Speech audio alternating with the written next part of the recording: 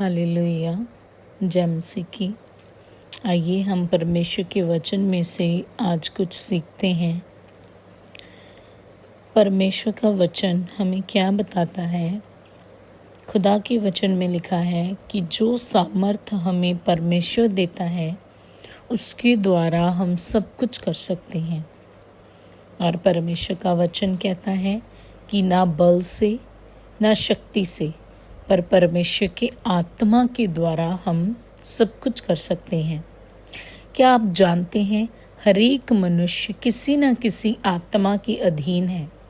कोई ना कोई आत्मा उसके ऊपर कंट्रोल कर रही है। इस समय जो परमेश्वर में चलते हैं, खुदा के वचन को सुनते और मानते हैं, वो परमेश्वर के आत्मा की अधीनता में चलते हैं। और जो लोग परमेश्वर के वचन में नहीं बने हैं, जिन्होंने अपने ऊपर परमेश्वर के आत्मा को कंट्रोल नहीं दिया, वो किसी और आत्मा की अधीनता में चलते हैं। किसी भी तरह का आत्मा उनके जीवन को कंट्रोल कर सकता है। जैसे कि मैं एक एग्जाम्पल देती हूँ, जैसे कि क्रोध का आत्मा। कुछ लोगों को बहुत ज़्यादा क्रोध आता है, वो बहुत बातों पे क्रोधित हो जाते हैं। किसी के जीवन में नशे का आत्मा कार्य करता है, वो नशे की आत्मा के अधीन में है। कुछ लोग गालियों की आत्मा के अधीन है ना। कुछ लोग किसी और तरीके की कोई ना कोई प्रॉब्लम, बीमारियों का आत्मा है ना। किसी भी तरह का गंदा आत्मा, विरोधी की शक्तियाँ, विरोधी के गंदे आत्माओं के वो अधीन हैं। लेकिन हम किसके अधीन हैं? क्या आज तक हमने अपने आप से इस सवाल को पूछा कि हम किस आत्मा के अधीन हैं? क्या हम भी ऐसे इनमें से किसी आत्मा के अधीन हैं या फिर परमेश्वर के आत्मा के अधीन हैं? यदि हम इनमें से किसी आत्मा के अधीन हैं तो हमें आज सोचने की ज़रूरत है, क्या हमारे जीवन में परमेश्वर के आत्मा को हमने कंट्रोल दिया है? अगर हमें क्रोध आता है, हमारे जीवन में बहुत ज़्यादा संसारिक अभिलाषाएं हैं, है ना, हम वचन से दूर हैं, हमारे ऊपर नशे का आत्मा, गालियों का आत्मा, चुगलियों का आत्मा, है ना, लड़ाई झगड़े का आत्मा अगर कार्य कर रहा है, तो हमें सोचने की ज़रूरत है कि हमने अपने ऊपर पवित्र आत्मा को कंट्रोल दिया है या नहीं। तो परमेश्वर ने हमें अलग किया है। परमेश्वर ने हमें हमारा नाम लेके बुलाया है। हम परमेश्वर की निज प्रजा हैं, उसकी संतान हैं, चुना हुआ वंश हैं। वो हमें हमारा नाम लेके बुलाता है। उसने अपने हाथों पे हमारा चित्र खोद के बनाया है। उसने जगत की नींव रखने से पहले ही हमें चुन लिया। उसने हमारी माँ के गर्भ में हमारे ऊपर चित्त लगाया है। उसने हमारी माँ के गर्भ में से हमें निकाला, संभाला और आज तक बढ़ाया है ना। वो स्टार्टिंग से ही हमें हमारे नामों को जानता था। उसने हमारे नामों को अपनी पुस्तक में लिखा है और हमें जीवन जीने के लिए उसने सहायक के रूप में पवित्र आत्मा दिया। यीशु मसीह ने अपने चेलों को कहा, मैं जाता हूँ लेकिन मैं तुम्हें एक सहायक भी देता हूँ, सहायक भेजूंगा जो तुम्हारी मदद करेगा हर एक परिस्थिति में, सेवा करने में, आगे बढ़ने में, जीवन को जीने में, हमारे जीवन के फैसलों को लेने में पवित्र आत्मा हमारी मदद करता है। लेकिन क्या हमने अपने ऊपर पवित्र आत्मा को कंट्रोल दिया है? आज हमें ये सोचने की ज़रूरत है। और जिन्होंने अपने ऊपर परमेश्वर की आत्मा को कंट्रोल दिया है, वो लोग परमेश्वर की आवाज़ को सुनते हैं। वो परमेश्वर की अगुवाई में चलते हैं, वो वचन की अगुवाई में चलते हैं, वो लगातार संगति का हिस्सा बनते हैं। उनके जीवन से ऐसी ऐसी शारीरिक चीज़ें, शारीरिक काम उनके जीवन का हिस्सा नहीं होते। किसी भी तरह का क्रोध, निंदा, चुगली, लड़ाई, झगड़ा, वैर, विरोध, क्लेश, लालच, ठगियाँ, चोरियाँ, गालियाँ, नशा, ये सब चीज़ें उनके जीवन का हिस्सा नहीं हो सकते, क्योंकि उन्होंने अपने आप को प्रॉपर तरीके से, संपूर्ण रीति से परमेश्वर के आगे सरेंडर किया है और उनके जीवन के ऊपर परमेश्वर के आत्मा का कंट्रोल है। जैसे कि हम एक एग्जाम्पल लेते हैं, 3 तरह के लोग होते हैं। एक ऐसे लोग जिनको आत्मा कंट्रोल करते हैं, जिनको कोई आत्मा कंट्रोल करे। मान लो किसी को गुस्से का आत्मा कंट्रोल करता है ना। किसी को एंगर इशू है, उसको जल्दी से गुस्सा आ जाता है, उसको आत्मा कंट्रोल करता है ना। एक ऐसे लोग होते हैं जिन्होंने आत्मा को वश में कर लिया और उनके ऊपर अपना कंट्रोल किया। उन्होंने आत्मा को कंट्रोल में ले लिया, उन्होंने उनको अपने कंट्रोल में कर लिया, वश में कर लिया, और अब उनका कंट्रोल है उन आत्माओं के ऊपर, गुस्से के आत्मा के ऊपर, है ना, लड़ाई झगड़े के आत्मा के ऊपर, नशे के आत्मा के ऊपर, हर तरह के ऐसे आत्मा के ऊपर, शारीरिक अभिलाषाओं के ऊपर अब उनका कंट्रोल है। और तीसरे ऐसे लोग होते हैं जिन्होंने अपने ऊपर आत्मा को कंट्रोल दिया। तो हमें सोचने की ज़रूरत है, हमें अपने आप को जांचने की ज़रूरत है कि हम किन लोगों में आते हैं। वो जिन लोगों ने जिन लोगों ने आत्मा को अपने ऊपर कंट्रोल दे दिया, या फिर उन लोगों में जिन्होंने आत्मा को वश में कर लिया और उनके ऊपर अपना कंट्रोल किया, या फिर उन लोगों में जो लोग आत्मा के कंट्रोल में अपने आप को दे देते हैं, है ना। परमेश्वर के आत्मा के अकॉर्डिंग वो चलते हैं। हम किस आत्मा के कंट्रोल में हैं, हम किस आत्मा के प्रभाव में हैं, हमें इन बातों को जांचने की ज़रूरत है। जैसे परमेश्वर का वचन कहता है, हम एक वचन को देखेंगे, खुदा के कलाम में लिखा है, मैं पढ़ूंगी आपके लिए, प्रकाशित वाक्य 5:6। क्या लिखा? तब मैंने उस सिंहासन और चारों प्राणियों और उन प्राचीनों के बीच में मानो एक वध किया हुआ मेमना खड़ा देखा।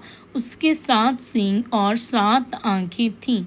ये परमेश्वर की 7 आत्माएं हैं जो सारी पृथ्वी पर भेजी गई हैं। परमेश्वर के 7 आत्माओं के बारे में यहाँ पे जिक्र हो रहा है ना, कि धरती के ऊपर क्या भेजी गई परमेश्वर की 7 आत्माएं।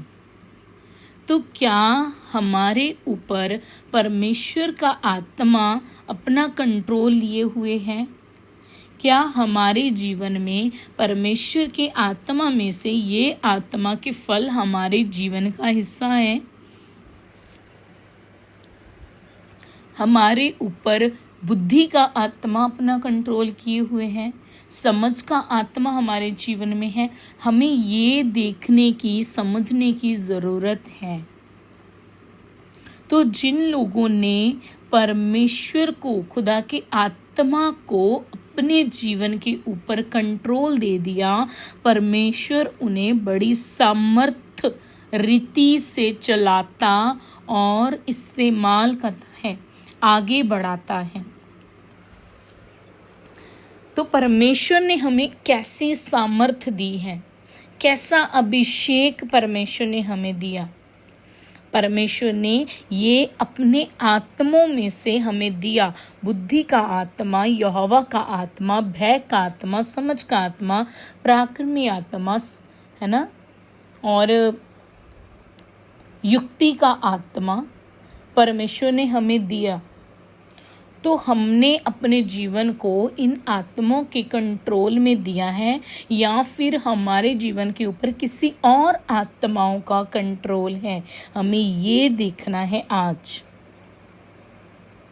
परमेश्वर ने हमें इतनी सामर्थ्य दी, इतना परमेश्वर ने हमें सामर्थ्य बना दिया अपने आत्मा के द्वारा, आत्मा के फलों के द्वारा, आत्मा के वरदानों के द्वारा, कि अगर हम सही रीति से परमेश्वर के मार्ग पे चल रहे हैं, अगर हम सही रीति से अपनी बुलाहट को पूरा करने के लिए सही इच्छा से हम चलते जा रहे हैं, तो वो अपनी सामर्थ को, अपने अभिषेक को हमारे ऊपर ऐसे उंडेल देता है। उसने हमें सामर्थी बनाया है, उसने हर वो सामर्थ्य के काम करने की शक्ति हमें दी है। और देखें, खुदा का वचन एक जगह पे कहता है, मत्ती 18:18 में लिखा है, जो कुछ परमेश्वर के लोग, परमेश्वर के बच्चे धरती पे बांधेंगे वह स्वर्ग में से बंध जाएगा, जो खोलोगे वो स्वर्ग में से खुल जाएगा। मतलब परमेश्वर ने हमें कैसी सामर्थ्य दी है, हमारे शब्दों में कैसी सामर्थ्य परमेश्वर ने रखी, कि परमेश्वर का वचन कहता है, जो कुछ तुम धरती पे बांधोगे वो स्वर्ग में बंध जाएगा, और जो कुछ तुम खोलोगे वह स्वर्ग में खुल जाएगा। हमारे शब्दों में इतनी ताकत है, इतनी सामर्थ्य है। क्यों है हमारे शब्दों में इतनी ताकत और सामर्थ? क्योंकि हम परमेश्वर की हजूरी में चलते हैं, क्योंकि हम आत्मा की अगुवाही में चलते हैं। तो अगर हमारी संगति परमेश्वर के साथ है तो उसकी सामर्थ हमारे ऊपर है। और जैसे परमेश्वर ने अदन की वाटिका में आदम में अपने श्वास को फूका, जीवन को फूका, तो उसी के श्वास के द्वारा हमारे अंदर परमेश्वर के उस कह लो उस सांस को हमारे अंदर फूका गया जो परमेश्वर के अंदर है। जैसे कि परमेश्वर के बोलने से, परमेश्वर के शब्दों से सृष्टि की रचना हुई, है ना। तो वही श्वास आदम के अंदर फूका गया। तो हमारे शब्दों में भी वो पावर है, हमारे शब्दों में भी वो सामर्थ है जो सामर्थ परमेश्वर के शब्दों में है।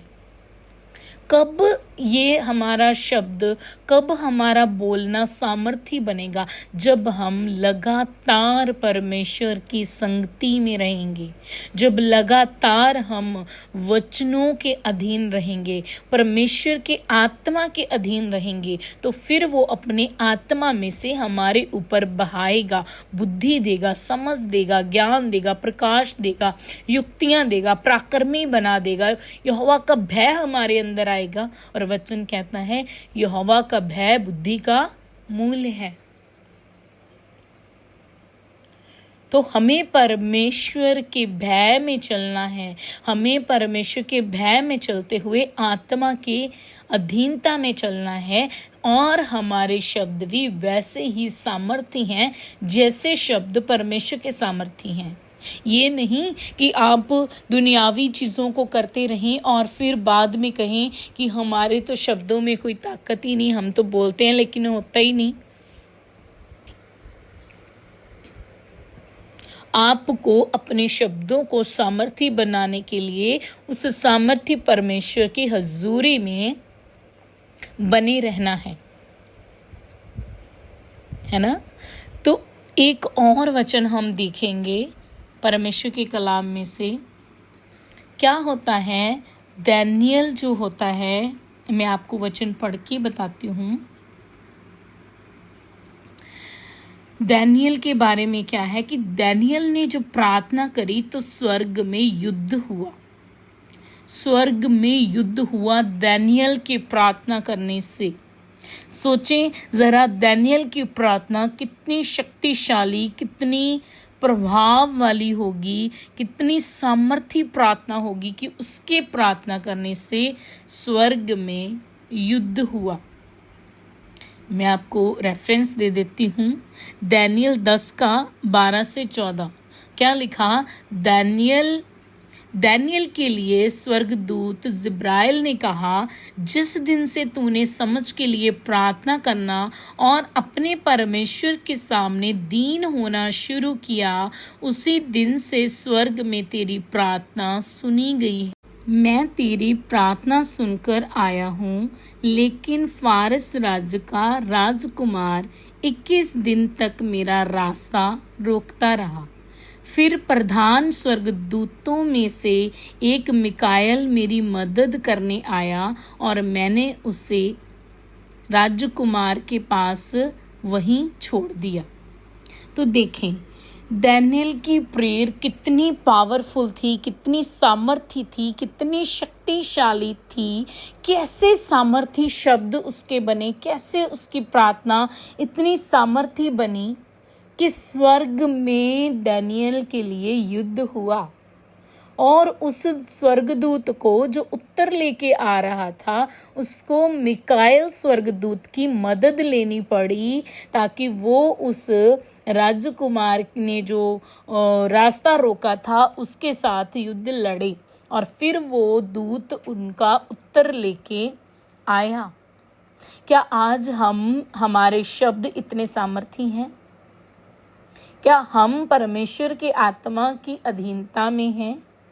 अगर आज हम भी परमेश्वर की आत्मा की अधीनता में हैं, परमेश्वर के आत्मा की अधीनता में हम चलते हैं, ना कि दूसरे आत्माओं की अधीनता में, तो जब परमेश्वर की हजूरी, खुदा के आत्मा की गाइडेंस में हम चल रहे हैं, तो खुदा का आत्मा हमारी मदद भी करता है कि हमें किस रीति से परमेश्वर के आगे अपनी प्रार्थना को रखना है।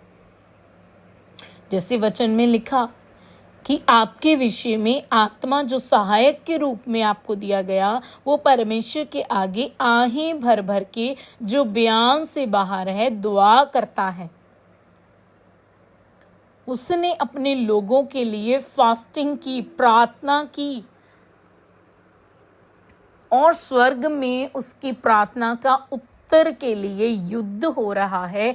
देखें उसके शब्द कितने सामर्थी होंगे, कैसे होंगे ये सामर्थी शब्द। अगर हमें भी ऐसी ही प्रार्थना परमेश्वर के आगे करनी है तो कैसे हमारे शब्द भी सामर्थी होंगे। जब हम लगातार निरंतर परमेश्वर की हजूरी में बैठेंगे, जब हम लगातार परमेश्वर के आत्मा की अगुवाही में चलेंगे, ना कि किसी और आत्मा के अधीन हम होंगे, तो फिर हमारे जीवन में भी सेम चीज कार्य करेगी जो उस समय दानियल के जीवन में कार्य करी। एक और वचन में आपके लिए पढ़ना चाहती हूँ। ये वचन है एक और खुदा का दास, जब क्या होता है कि याकूब क्या करता है, दूत को पकड़ लेता है और उसके साथ लड़ाई करता है, और दूत को वो छोड़ता नहीं। जब दूत कहता है कि मुझे छोड़ दे, तो वो कहता है कि पहले मुझे क्या कर, आशीर्वाद दे, फिर मैं तुझे जाने दूंगा। तो दूत को भी उसकी बात सुननी पड़ी, माननी पड़ी। क्यों माननी पड़ी दूत को बात? आपको पता है, परमेश्वर जो सर्वशक्तिमान परमेश्वर है, खुदा अपने बच्चों को इतना प्रेम करता। आपके लिए परमेश्वर ने हमारे लिए इस सृष्टि को बनाया। हर एक चीज, चाहे वो स्वर्ग में है, चाहे वो धरती पर है, परमेश्वर ने हमारे लिए बनाई। जो परमेश्वर के सिंहासन के सामने 7 आत्माओं के बारे में हमने बीते दिनों में सीखा था, तो वो आत्मा क्या परमेश्वर के लिए हैं? वो भी हमारे लिए हैं, ताकि हमें बुद्धि मिले, हमें समझ मिले, हम पराक्रमी बन जाएं, हमें परमेश्वर के भय में चलना सीखें, हमें परमेश्वर समझ दे और आगे लेके चले। हमें युक्तियों का आत्मा दिया गया, वो सब हमारे लिए हैं। और स्वर्गदूत भी परमेश्वर ने हमारे अधीनता में करे हैं, हमारे अधीन परमेश्वर ने स्वर्गदूतों को भी रखा है। परमेश्वर ने आप लोगों के लिए स्वर्गदूतों को भी ठहराया है। तो हम पढ़ लेते हैं इस वचन को। क्या लिखा, मैं उत्पत्ति 32 का 24 पढ़ रही हूँ। क्या लिखा, और याकूब आप अकेला रह गया, तब कोई पुरुष आकर पौ फटने तक उससे मलयुद्ध करता रहा। यहाँ पे पुरुष लिखा है स्वर्गदूत के बारे में, हम आगे इसको क्लियर करेंगे। जब उसने देखा कि मैं याकूब पर प्रबल नहीं होता, तब उसकी जांग से नस को छुआ और याकूब की जांग की नस उससे मलयुद्ध करते ही करते चढ़ गई। तब उसने कहा, मुझे जाने दे क्योंकि भोर होने वाला है। स्वर्गदूत कहता है मुझे जाने दे क्योंकि सुबह होने वाली है, भोर होने वाला है। याकूब ने कहा, जब तक तू मुझे आशीर्वाद ना दे तब तक मैं तुझे जाने ना दूंगा। और उसने याकूब से पूछा, तेरा नाम क्या है? उसने कहा, याकूब। उसने कहा, तेरा नाम अब याकूब नहीं परंतु इज़राइल होगा, क्योंकि तू परमेश्वर से और मनुष्यों से भी युद्ध करके प्रबल हुआ है। प्रबल हुआ है। क्या हर एक व्यक्ति स्वर्गदूत को देख सकता है? क्या हर एक व्यक्ति है जो स्वर्गदूत को ऐसे पकड़ लेगा और जाने नहीं देगा? नहीं, वो परमेश्वर की हजूरी में चलने वाला व्यक्ति था। तो आज हम देखें कि हम कहाँ पे स्टैंड करते हैं, हमारा कितना जीवन है जो हम खुदा की अधीनता में बिता रहे हैं। परमेश्वर की अधीनता में हम कितने वचनों को फॉलो कर रहे हैं। क्या हमारे ऊपर परमेश्वर की आत्मा का कंट्रोल है या हमें कोई और आत्माएं कंट्रोल कर रही हैं? हम कहां पे स्टैंड करते हैं? क्यों वो नहीं जा पाया स्वर्गदूत? क्योंकि उसके शब्दों ने उसको क्या कर दिया? स्वर्गदूत को बांध दिया। याकूब के शब्दों ने उसको बांध दिया। हमारे शब्दों में सामर्थ है, हमारे शब्दों में ताकत है, अभिषेक है। परमेश्वर ने जो सामर्थ दी हमें, हम उस सामर्थ के द्वारा सब कुछ कर सकते हैं। लेकिन हमें करना क्या होगा? परमेश्वर के आत्मा की अधीनता में हमें चलना होगा। हम अपने जीवन को परमेश्वर के आगे सरेंडर करें, परमेश्वर की अगुवाई में चलें। इन खुदा के दासों के जीवन के द्वारा हम ये जान रहे हैं कि परमेश्वर ने हर एक चीज को हमारे अधीन करा है और हमारे शब्दों में सामर्थ है, हमारी प्रार्थना सामर्थी है। वो हमारा पिता है, उसने हमें अपने बेटे बेटियां ठहराया है। और जो कोई लास्ट तक परमेश्वर में बना रहेगा, सहता रहेगा, आगे बढ़ेगा, वो प्रभु यीशु मसीह के साथ क्या करेगा? राज्य करेगा, उस सिंहासन के ऊपर बैठेगा। इतना बड़ा परमेश्वर की नजर में हमारा लेवल है। क्या हम अपने लेवल को तुच्छ समझ के हम अपने जीवन में उन्हीं चीज़ों में फंसे हैं, उन्हीं चीज़ों में घिरे पड़े हैं जो चीज़ें हमें परमेश्वर से अलग कर रही हैं, दूर कर रही हैं? क्या हम अपने आप को इतना छोटा समझ रहे हैं? नहीं, हम सामर्थी हैं। हम उसके सामर्थ्य के द्वारा सब कुछ कर सकते हैं। आपकी प्रार्थनाओं का हर एक उत्तर परमेश्वर देने की सामर्थ्य रखता है, लेकिन आपकी प्रार्थना किस रीति से हो रही है? क्या वो सामर्थ्य प्रार्थना बन पा रही है? क्या आप आत्मा की अगुवाई से चल रहे हो? क्या आत्मा की अगुवाई से आप प्रार्थना कर रहे हो? क्या आप आत्मा के साथ, परमेश्वर के आत्मा के साथ समय व्यतीत करते हो? हमारे शरीर के ऊपर, हमारे जीवन के ऊपर कहीं किसी और आत्मा का कंट्रोल तो नहीं? हमने अपने ऊपर पवित्र आत्मा को पूरा कंट्रोल दिया है। ये बातें इन चीज़ों के पूरा होने के लिए डिपेंडेड है।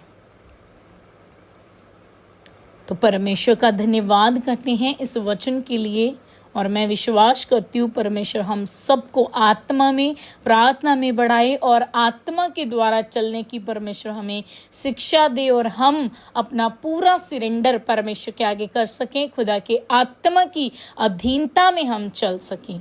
प्रभु यीशु के नाम से मांगते हैं, आमीन।